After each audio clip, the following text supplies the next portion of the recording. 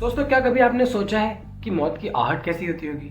अक्सर हम ये सोचते हैं कि कातिल कोई अजनबी होगा, कोई दुश्मन होगा जो किसी अंधेरे कमरे में या किसी अंधेरी जगह पर छुपकर हमारा इंतजार कर रहा होगा। लेकिन केरला के कोल्लम जिले की ये कहानी सुनकर आपकी रूह कांप जाएगी, क्योंकि यहाँ कातिल कोई बाहर वाला नहीं था, बल्कि वो शख्स था जिसने अग्नि के 7 फेरे लेकर साथ निभाने का वादा किया था। नमस्कार दोस्तों, मैं हूं सूर्य और आप देख रहे हैं अनुरहस्य। आज हम एक ऐसे केस के बारे में बात करने वाले हैं जिसके पीछे छुपे माइंडसेट ने ना सिर्फ कानून बल्कि साइंस को भी हैरानी में डाल दिया, जिसके पीछे का सच सुनकर शायद आप भी सोच में पड़ जाएंगे। तो बिना देरी किए, here's the true case. Uttara एक 25 साल की मासूम लड़की। हर आम पेरेंट्स की तरह उत्तरा के पेरेंट्स भी उनसे बहुत प्यार करते थे।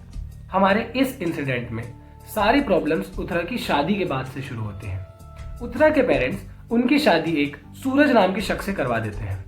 उन्हें यह लगता है कि उनकी बेटी इस सूरज के साथ सारी जिंदगी खुशी खुशी रहेंगी, लेकिन अफसोस, जैसा उन्होंने सोचा था वैसा कभी हुआ ही नहीं। सबसे पहले बात करते हैं सूरज की डिटेल्स के बारे में, क्योंकि इस कहानी में मेन कल्प्रिट ये सूरज ही है। इसे देखकर ये कहा ही नहीं जा सकता कि इसके मन में ये कितनी खतरनाक चालें चल रहा था। सूरज एस कुमार, उम्र सिर्फ 27 साल।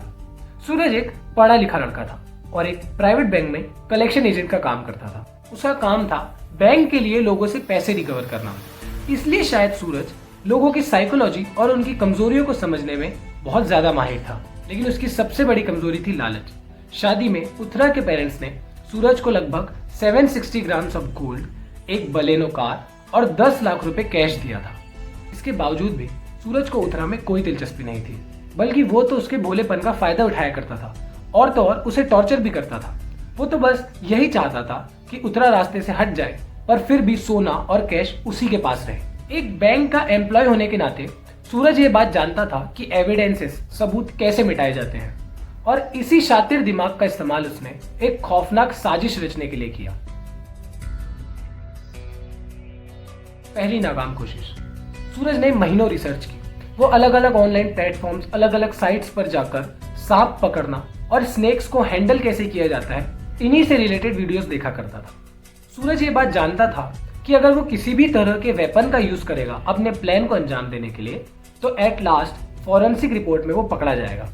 इसीलिए सूरज ने यह तय किया कि वो नेचर को अपना वेपन बनाएगा। फेब 2020 सूरज ने एक सुरेश नाम के स्नेक कैचर से 10,000 रुपए में एक रसल स्वाइपर स्नेक खरीदा। रसल स्वाइपर, जिसे हिंदी में आप घोड़स या दबोया भी कहते हैं, ये एक हाईली वेनमस स्नेक है। ये इंडिया के बिग 4 सांपों में से एक कहा जाता है। इसका वेनम हीमोटॉक्सिक वेनम होता है। आप इस सांप के खतरनाक होने का अंदाजा सिर्फ इस बात से लगा सकते हैं कि इसकी एक बाइट से आपके अंदर इंटरनल ब्लीडिंग शुरू हो सकती है, आपके ऑर्गन्स खराब होना शुरू हो सकते हैं, और अगर आपको टाइम पर एंटी वेनम नहीं दिया गया तो आपकी मौत तक हो सकती है। ऐसी ही एक रात जब उत्तरा सो रही थी, तब सूरज ने यह सांप उसके ऊपर छोड़ दिया। सांप ने काटा, उत्तरा दर्द में चिल्लाई, तड़पी, चीखी।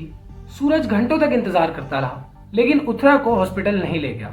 वो तो बस इसी चीज का वेट कर रहा था कि कब उत्तरा की सांसें बंद हो और उसका प्लान कामयाब हो। इवेंचुअली जब उत्तरा को हॉस्पिटल ले जाया गया, किस्मत से वो बच गई। वो ऑलमोस्ट 52 डेज तक उस हॉस्पिटल में रही। उनके पैर सड़ने लगे थे, लेकिन उन्होंने कभी हार नहीं मानी। वो हर रोज लड़ती थी, जिसका रिजल्ट ये हुआ कि वो घर जिंदा वापस आ गई। रिकवरी के लिए जब उत्तरा अपने माता पिता के घर आई, तब वो चलने फिरने की हालत में नहीं थी। उस समय सूरज ही उनका ध्यान रखता था, जो कि ऑफकोर्स एक दिखावा था।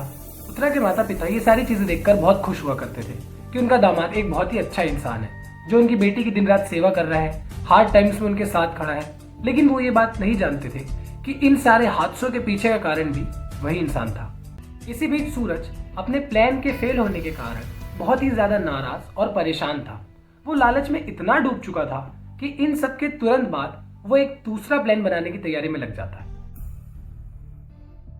अब आती है वो खौफनाक रात, 7 मई 2020। उत्तरा अभी भी बीमार थी और रिकवर कर रही थी, लेकिन इस बार सूरज कोई चांस नहीं लेना चाहता था। इसलिए इस बार उसने एक इंडियन स्पेक्टिकल कोबरा खरीदा। इसी रात सूरज ने उत्तरा के जूस में नींद की गोलियां मिलाकर उन्हें पिला दिया, जिसका रिजल्ट ये हुआ कि उत्तरा बेहोश हो गई।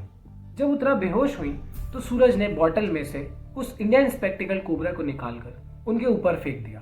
लेकिन इस पॉइंट पर even that snake was more human than Suraj. उस सांप ने उत्तरा को काटा नहीं, जिसे देखकर सूरज को बहुत ही ज्यादा गुस्सा आया और उसने सांप का मुंह पकड़कर जबरदस्ती उत्तरा के लेफ्ट हैंड में धंसा दिया।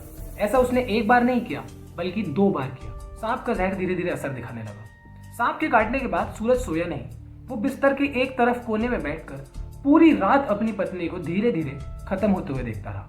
सुबह होते ही सूरज ने उस सांप को एक स्टिक की मदद से रूम विंडो के बाहर फेंक दिया और रूम का एसी भी बंद कर दिया, ताकि ऐसा लगे कि वो सांप खिड़की से अंदर आया था। जब सुबह उत्तरा की माँ उन्हें उठाने के लिए उसके कमरे में आई और उसे हिलाया, तब उनके हाथ ठंडे पड़ गए, क्योंकि उत्तरा हमेशा के लिए जा चुकी थी। शुरुआत में सभी को लगा कि एक हादसा है, लेकिन उत्तरा के पिता को एक बात बहुत ही ज्यादा खटक रही थी। वो ये कि उनका घर एक पक्का कंक्रीट घर है। ऊपर से उत्तरा जिस रूम में सो रही थी वो दूसरी मंजिल पर था और सारी खिड़कियां भी बंद थी। तो फिर इतना बड़ा कोबरा ऊपर आया कैसे? इसी शक में उन्होंने पुलिस में शिकायत दर्ज करा दी। केरल क्राइम ब्रांच ने इस केस को सुलझाने के लिए एक एक्सपेरिमेंट परफॉर्म किया, जो बहुत ही ज्यादा फेमस भी हुआ। इसका नाम था द डमी एक्सपेरिमेंट। उन्होंने एक डमी बनाया और उस डमी पर एक मीट का टुकड़ा बांधा और एक स्नेक की मदद से उस पर बाइट करवाया। दरअसल वो ये देखना चाहते थे कि जब सांप नेचुरली बाइट करता है और जब उससे फोर्सफुली बाइट करवाया जाता है तो पैटर्न्स में क्या डिफरेंस आता है। रिजल्ट्स बहुत ही क्लियर थे। जब सांप नेचुरली बाइट करता है तब उसके फैंग्स यूजुअली ज्यादा डीप पेनिट्रेट नहीं करते हैं, मतलब ज्यादा गहरे निशान यूजुअली नहीं छोड़ते हैं। लेकिन जब उससे फोर्सफुली बाइट करवाया जाता है तब उसके फैंग्स के निशान ज्यादा गहरे होते हैं। उत्तरा के केस में भी यही हुआ था। उनके लेफ्ट हैंड पर जो निशान थे वो ज्यादा गहरे थे। इन्हीं सारी रिजल्ट्स को देखकर पुलिस को सूरज पर शक हुआ। उन्होंने उसके फोन की सारे ऑनलाइन साइट्स, ऑनलाइन प्लेटफॉर्म्स की हिस्ट्री जब निकाली तब सारी स्टोरी क्लियर हो गई। अक्टूबर 2021 में कोर्ट ने सूरज को डबल लाइफ इम्प्रिजनमेंट की सजा सुनाई। जज ने कहा कि ये rarest of the rare case है। सूरज ने कोई छोटी मोटी गलती नहीं करी थी। उसने एक स्ट्रॉन्ग कनेक्शन, एक पूरे भरोसे को ही खत्म कर दिया था।